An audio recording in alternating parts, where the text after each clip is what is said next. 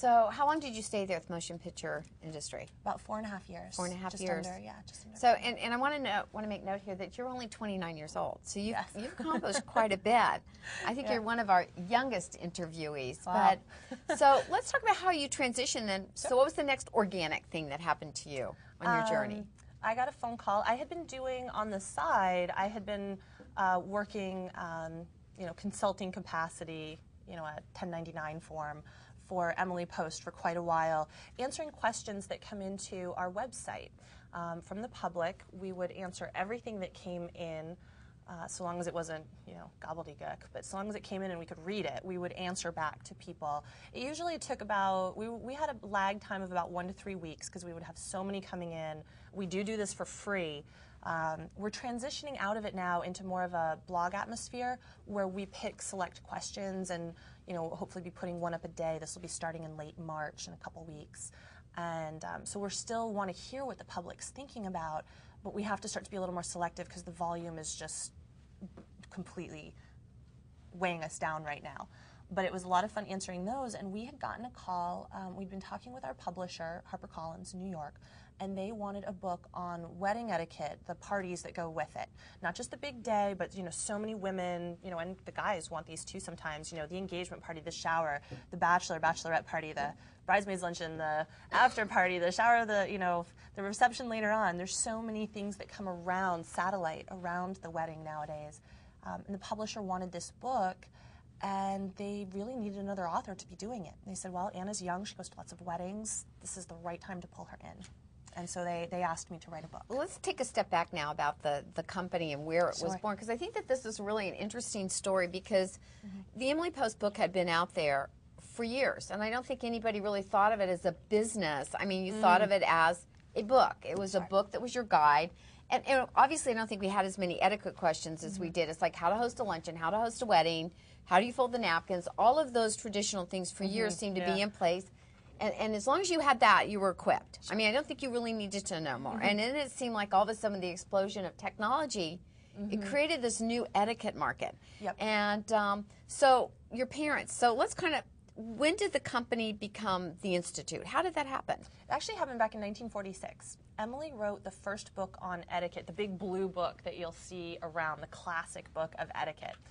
It was an overnight bestseller. It went through so many printings. We're currently writing our 18th edition of the book, which I will be one of the authors on, along with Peggy, my aunt, who writes it now. And Emily created the Institute in 1946. She was 50 and 22, so if I'm doing my math right, she was in her 70s. And she was probably thinking about, the war had ended, business was booming again, and she was probably thinking, how do I pass this on? How do I leave this legacy for someone else to do someday? So she created the Institute. Her son, Edwin, her only child, worked there for a little while. He never wrote publicly. In 1960, when Emily passed away, it lagged for a few years. In 65, her granddaughter-in-law, my grandmother, this starts to get confusing, I wish we had a flow chart. Emily's only grandson, his wife, Elizabeth, my grandmother, said, I could do this, as they thought about having it ghost-written, having the Institute, have it be published by the Institute, not by a person. In 65, she put out her first edition of it and continued to write for another 30 years. A very tough time. I don't envy her. That was a real uphill battle through the late 60s and through the 70s. There was a lot of backlash. People didn't want to hear about this. They weren't interested. They didn't believe in it in some cases anymore. They believe in the need to have sort of a social fabric to look to for a pattern for how we behave. I think it was rules. I think they felt it was rules, at least. But I want to take a moment here and step back, because I want to talk about your grandmother, especially in that period of time, at the age of 70. So I think what this tells you that, it is timeless. You can, if you have a great idea, don't let age, I think sometimes we have perceptions which limit us, and I think what you need to do is say, you can do anything at any age, and for any, I don't care whether you're a man or a woman, it's limitless. So I think that that's really interesting. At the age of 70, she wrote this book, which led her to create this. And then, again, and I think that these are really telling stories, especially in light of the time now, your grandmother took over during one of the most difficult periods, which we think of the 60s, that was rebellion. It was, it was a lashback at what was going on with the Vietnam War. So culturally, persistence, staying with it, continuing. I think these are really important messages, especially at this time as we're going through this economic maelstrom that we seem to be facing right now. Absolutely. I mean, publishing's being hit so hard by that, but just sort of hunkering down and sticking with it. My grandfather, here's advice for your cards. My granddad, Emily's grandson, one of my favorite things that I learned from him is stick and stay and make it pay. That was his. That was my advice from my granddad. Did he make that quote up? I don't know if he made it up, but I've heard him say it so many times. My dad, his son, my dad, has said it to me so many times, but stick and stay and make it pay. In other words, stay with it. Even, when things happen so quickly in business today that we sometimes feel it's not a success if it doesn't work immediately. But if you believe in it, you think that it has a good foundation, it's something that will roll out over time, that usually if you're persistent, you'll get there. That's right. Yeah. I think that's a great message, especially at this time. So the Institute, so it's going along. You've got these years where your grandmother's just saying, I can do it. She's in there. So were there any new books written during that period of time, or was it just continuing to upgrade the edition of the Emily Post book? We continued to put out regular editions of that. There were tons. I couldn't even begin to list them all. Our current library has over 20 books in it, and our past library, I've never done a count. I'm not sure that I could. There's so many little things the publishers put out here and there. But there were slim volumes on entertaining and weddings and thank you notes and business and all kinds of things that she put out. There was a cookbook that Emily had done that I think my grandmother continued. Don't quote me on that one. But it hadn't yet really boomed the way that it did in the 90s. So the 90s, what happened? What happened that created the genre, this reinvention, the reemergence of this interest in etiquette? Sure. In part a generational shift, I think a societal shift. On the one hand, business was really revamping up coming out of the 80s into the 90s. People started to reawaken. I mean, I think it's just social waves and troughs, peaks and troughs that you go through, and there was a real revival of interest in this to start with, so that helped. We were kind of coming out of this tough period that my grandmother had been in. And in '95, my grandmother retired, and my Aunt Peggy, my grandparents had 4 kids. Now Peggy, okay, so. Peggy's married to the oldest. Okay. My dad is the youngest, so Peggy and my dad are brother and sister-in-law to each other.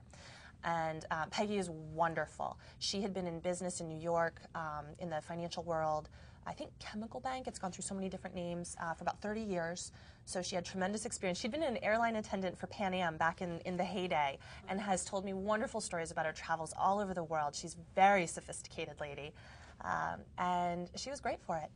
She came in and she took on this mantle, and she's so incredibly charming, and there was this revival of interest, and she was such a good businesswoman, already, and she just took it and ran with it, and it slowly built. In 2000, my dad and my Aunt Cindy, his sister, came in, so they're all of one generation, came in, and he started writing business books, and Cindy started, I think in 2002, writing children's books. She had her EDD, which is sort of the education equivalent of a PhD, and had been a school principal for years and years and years, had worked in home health, very, very qualified individual, and we're so lucky to have her. My dad is a self-made businessman, was also really great to take on our business mantle. So we got really lucky with the right kinds of personalities right at the right time. They were all sort of looking for a career shift in their 50s, 40s, and 50s. So it was just this great coming together, this synergy at the right moment. So we heard another lesson here. So career shift, at any time in your life, a shift can happen, and great things can follow from that. So don't hesitate to jump off. I mean, think about where your core interests and passions are. So you take the skills that you've amassed along the way, and then you jump off and you go in this other new, exciting direction. So now at the time of this company, you've got, how many people are working in the Institute? At that point, there was, Peggy works out of Florida. The rest of us are up in Burlington, Vermont. It was my dad. By 2002, it was my Aunt Cindy as well, and our PR director, who had worked for my dad in his previous business, the marketing and public relations company. She came on board. Initially, Emily Post was a client of theirs. More and more, she got very interested in it. She really had a terrific background in this particular kind of PR. She came on, and so it was sort of the 3 of them, and that was it in 2002, I think. So how did you, other than the fact that you were out there just kind of replying to questions that came in through the web, how did you become involved? It was 2006. At that point, my mom was working there on some web design and sort of some other pieces of marketing in the business. We'd hired a salesperson to be selling our business seminar series, which we had grown beyond books. We were looking for other avenues. People kept calling us up saying, will you teach a seminar? Will you do this? And we're saying, well, no. I mean, we were such a small shop at that time. We were mostly focused on the publishing, and we've always had a lot of newspaper columns, magazine columns. That's a lot of work right there on your plate. And we just hadn't developed this yet. It was new requests, and my dad, who's a very savvy businessman, said, we need to be responding to these and taking advantage. So we hired a wonderful saleswoman. We had an office assistant come on sometime in these 4 years. I don't remember the whole history of who came on when. I hope I'm not forgetting anyone. But so now we're up around six or seven people. When I came into work, I was initially just writing the book. And there was the period of time between when I wrote the book and when it was published. Publishing has a lag time. So the manuscript is in. I'm not doing this all day long. And believe me, at the end, it was all day long. I was getting to the office no later than 7 in the morning, and I was staying until 11 o'clock at night during the last throes of writing. So my attention was all focused there. And over a little bit of time, the manuscript goes in, and you look up around you, and you have a life again.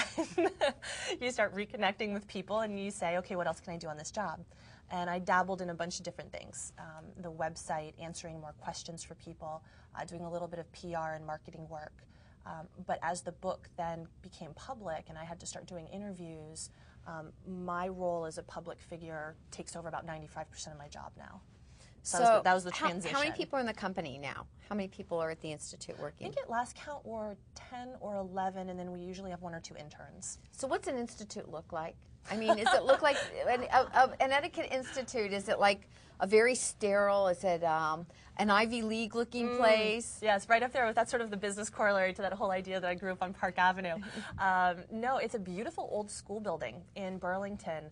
It was the old school buildings. You see them here in D.C., the big, huge brick with the really high arched windows, tons and tons of light. These are gorgeous. And it was converted in the 80s into office condos, which my dad had bought. That's where his old business was. And when a space came available upstairs, big 2-story building, he took over a suite up there too. And so I look out across the town of Burlington to Lake Champlain to the west with the Adirondacks, and then the sun drops right down behind it in the evenings. This place is amazing. So it does sound kind of like an institute. It really does. It sounds so that's pretty tremendous. But inside, you know, it's very loft-like, very modern, because, you know, there's exposed brick walls, high ceilings. You can see some of the pipes because it was an old school. So it has this very sort of design aspect to it as well. That's kind of neat. You know, we're all piled in there, so it's a lot of fun. So now you take over the whole building now? Or no, it's we use sort of the upper. The upper north side of the building, so maybe about an eighth of it.